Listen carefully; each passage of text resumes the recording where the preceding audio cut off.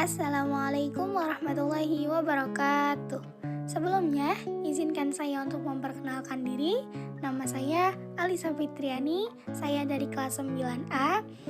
Di mata pelajaran IPS, saya diberikan tugas untuk menjelaskan tentang negara Turki. Nah, sekarang kita langsung aja ya. Di bab pertama, saya akan menjelaskan tentang profil negara Turki. Turki secara resmi disebut sebagai Republik Turki, sebuah negara kesatuan dengan sistem presidensial di kawasan Eurasia.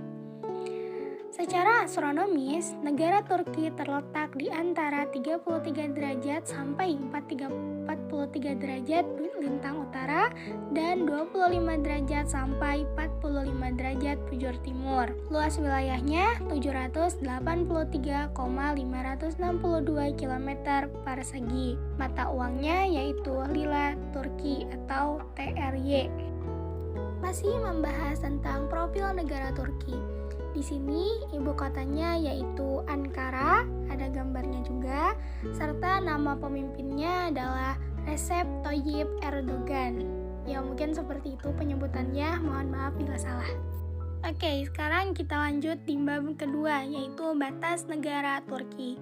Turki berbatasan dengan Laut Hitam di sebelah utara, Bulgaria di sebelah barat laut, Yunani dan Egea di sebelah barat, Georgia di timur laut, Armenia, Azerbaijan, dan Iran di sebelah timur, Irak dan Suriah di tenggara, dan Laut Mediterania di sebelah selatan. Selanjutnya, di bab ketiga yaitu keadaan alam negara Turki. Turki dikelilingi oleh 3 laut yaitu Laut Hitam, Mediterania, dan Laut Egea.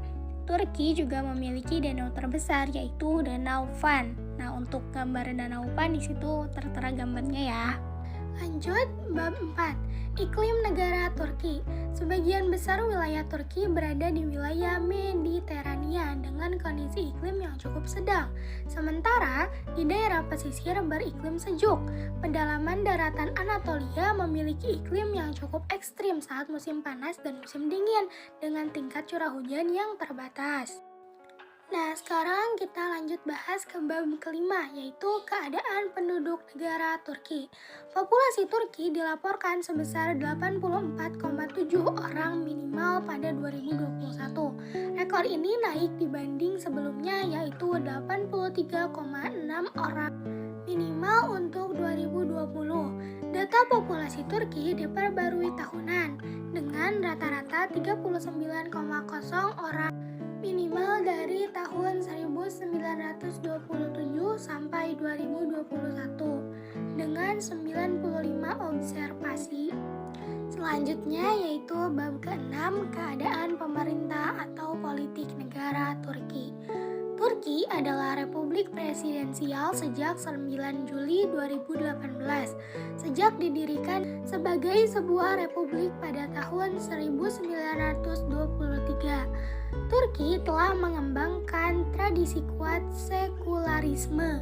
Konstitusi Turki mengatur kerangka hukum negara. Ini menetapkan prinsip-prinsip utama pemerintah dan menetapkan Turki sebagai negara terpusat kesatuan. Lanjut bab ke-7, perekonomian negara Turki. Ekonomi Turki dikategorikan sebagai ekonomi negara menuju maju atau emerging market oleh IMF. Turki adalah salah satu negara maju di dunia menurut CEA World Facebook. Turki merupakan negara dengan PDB nominal terbesar ke-18 dan PDB menurut PPP terbesar ke-17 di dunia. Negara ini termasuk di antara produsen terkemuka di dunia dalam produk pertanian, tekstil, kendaraan bermotor, kapal, sarana transportasi lainnya, bahan bangunan, elektronik konsumen, dan peralatan rumah tangga. Untuk kapal itu ada gambarnya, dan untuk yang pertanian juga ada gambarnya.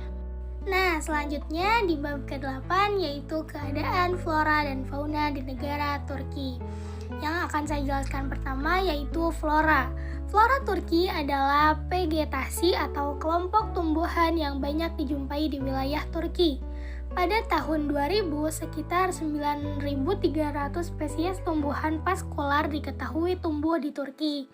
Sebagai perbandingan, Eropa secara keseluruhan hanya memiliki sekitar 24% lebih banyak spesies atau sekitar 11.500, meskipun luasnya 13 kali lipat. Sisa-sisa daerah stepa Anatolia dengan Krambetetaria putih dengan ladang di latar belakangnya Ahibos sekitar 35 km selatan Ankara. Di situ gambarnya di yang paling atas ya. Nah, yang kedua yaitu Pinus cots atau Pinus sylvestris adalah pohon dominan di daerah kering dan dingin di timur laut Anatolia, lereng selatan Kucukacet Dag Ilazdag. Untuk gambarnya ada di yang kedua. Masih membahas tentang flora dan fauna. Di sini saya akan membahas tentang fauna Turki. Fauna Turki melimpah dan sangat beragam. Satwa liar Turki mencakup keanekaragaman tumbuhan dan hewan, masing-masing sesuai dengan habitatnya sendiri. Karena merupakan negara besar dengan banyak wilayah geografis dan iklim sekitar 1.500 spesies, PT Brata telah tercatat di negara ini dan sekitar 19.000 spesies invertebrata. Negara ini bertindak sebagai persimpangan jalan dengan hubungan ke Eropa, Asia, dan Timur Dekat, dan banyak burung menggunakan negara itu sebagai pos pementasan selama migrasi. Karakal salah satu kucing liar Turki. Di situ gambarnya yang paling atas. Yang kedua ada lumba-lumba hidung botol biasa atau Tursiops truncatus. Di situ gambarnya yang kedua ya. Lanjut di bab ke-9 yaitu kota-kota besar di negara Turki. Yang pertama ada Istanbul, yang kedua Ankara, yang ketiga ada Izmir, yang keempat ada Bursa, dan untuk gambar-gambarnya ada di situ. Mungkin masih banyak kota-kota besar di negara Turki, cuman gak dicantumin semuanya ya. Jadi bisa lanjut dicari di Google. Lanjut bab ke-10 yaitu tempat wisata negara Turki. Yang pertama di sini ada Pamukkale, adalah sebuah kolam pemandian air panas di daerah Denizli, barat daya Turki, yang memiliki panorama luar biasa dengan kolam-kolam air berwarna biru. Yang kedua ada Ataturk Mausoleum. Banyak peninggalan sejarah yang terkenal di Turki. Terdapat bangunan megah dengan warna coklat yang merupakan makam Mustafa Kemal Atatürk.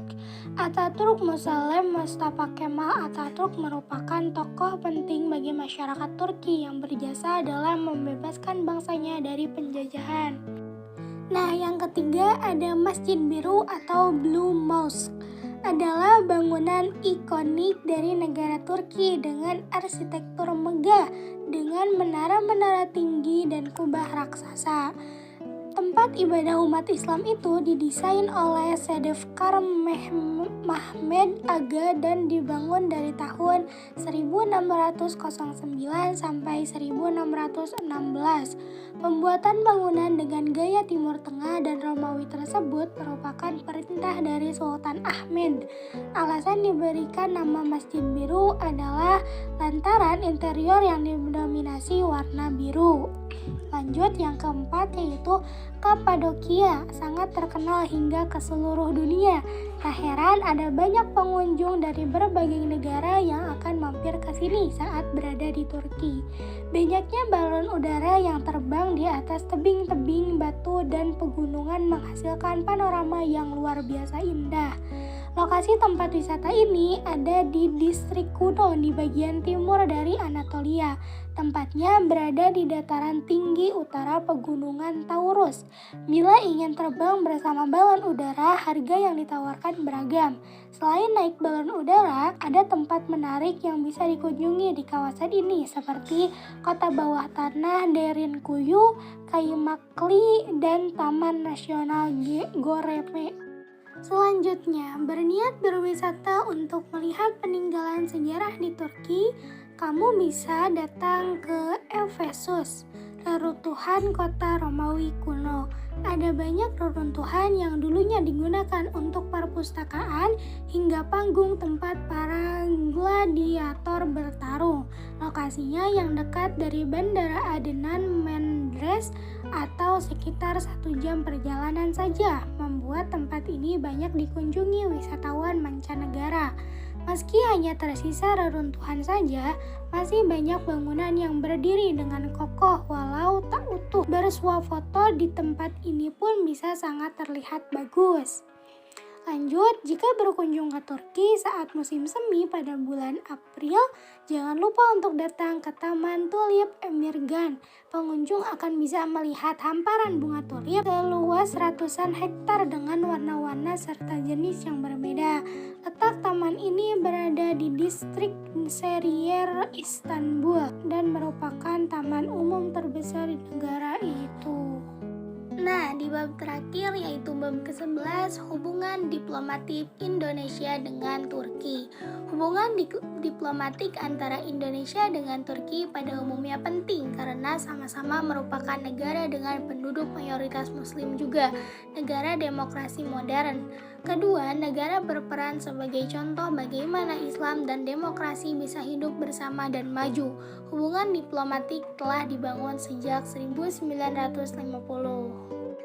Nah, oke, sekarang udah selesai. Terima kasih yang sudah mau mendengarkan. Mudah-mudahan dapat kalian pahami. Mohon maaf bila ada salah kata atau kurang lebihnya juga mohon dimaafkan.